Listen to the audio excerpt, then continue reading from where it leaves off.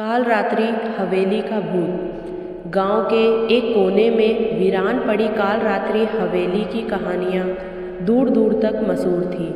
कहते हैं कि जो भी उस हवेली के अंदर गया वह जिंदा लौटकर नहीं आया, लेकिन यह सिर्फ अफवाह थी, जब तक कि अजय, रोहन और सिम्मी ने इसे सच करने की ठान ली। अजय और उसके दोस्त इस कहानी को मजाक समझते थे। एक रात हिम्मत दिखाने के लिए उन्होंने हवेली में जाने की शर्त लगा ली। आधी रात को तीनों ने हवेली का टूटा दरवाज़ा खोला। अंदर घना अंधेरा था, लेकिन मोबाइल की टॉर्च जलाकर वे अंदर चले गए। जैसे ही उन्होंने पहला कदम रखा, हवेली की दीवारों पर अजीब सी परछाइयाँ दौड़ती हुई दिखी। अचानक हवा में एक ठंडी सी लहर दौड़ गई और दरवाज़ा खुद ब खुद बंद हो गया।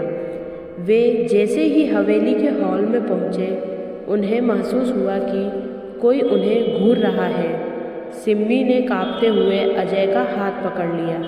तभी अचानक एक जोरदार हंसी गूंजी।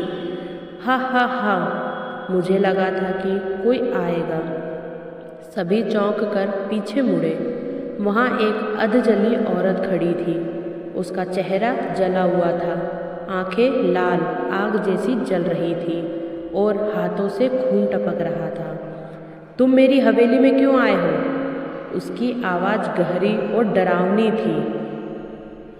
रोहन ने डरते हुए और हकलाते हुए पूछा, तुम कौन हो? औरत ने जवाब दिया, मैं रुक्मणी हूँ, इस हवेली की असली मालकिन। मुझे मेरे ही पति ने जिंदा जला दिया था। अब मैं हर उस इंसान से बदला लेती हूँ जो यहाँ आता है। अचानक हवेली की खिड़कियाँ जोर जोर से बजने लगी और चारों तरफ से भूतियाँ परछाइयाँ घेरने लगी। अजय, रोहन और सिम्मी ने भागने की कोशिश की, लेकिन दरवाज़ा अंदर से बंद हो चुका था। रुक्मणी उनके करीब आने लगी। उसकी आंखें खून से भर गई थी और जैसे ही उसने अजय की गर्दन पकड़ने की कोशिश की, रोहन ने हनुमान चालीसा पढ़ना शुरू कर दिया। जैसे ही मंत्रों की गूंज हवेली में फैली, रुक्मणी दर्द से चिल्लाई और दीवारों पर जोर जोर से सर पटकने लगी। एक जबरदस्त गुबार उठा, हवेली हिलने लगी और दरवाज़ा अपने आप खुल गया।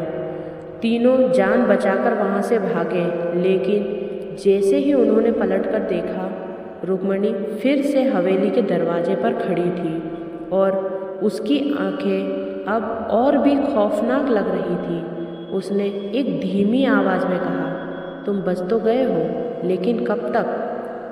आज भी अगर कोई उस हवेली के पास से गुजरता है तो उसे औरत की चीखें सुनाई देती है और उसकी जली हुई आंखें अंधेरे में चमकती नज़र आती है।